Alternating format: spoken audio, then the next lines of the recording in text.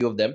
The first one, as I said, was when I was talking to this customer, and she said that, your subscription rates are very expensive, but your on-demand rates are very cheap, even though my on-demand rates were 40% higher. And I Yeah. said that, but why would you use it then? And she was like, my mate takes a lot of leaves, and that time I'd love to use it. So we realized that the desperation when your help takes a day off, which is mostly unplanned and erratic, is very high, Mm. and no one's solving for it.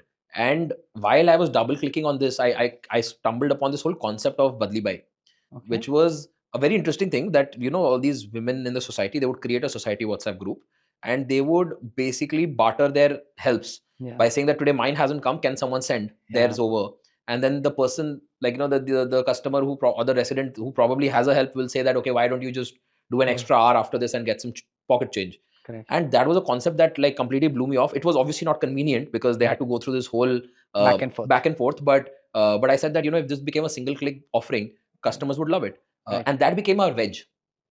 So that was we realized that this is a pain point deep enough and frequent enough for us to build a business out of it. Mm. And that is the entry point, how you enter into the homes, and then customers get used to the convenience. So the next time they have a pile of laundry, or they have clothes to be unpacked, or their wardrobe to be cleaned, or their bathrooms to be cleaned, they know that, Snabit as a Yeah. service is what they'll want to go for.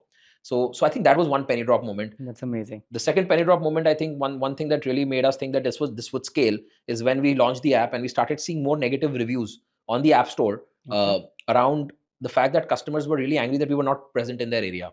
So they Mm. said that, when are you going to land up Launch. in our neighborhood?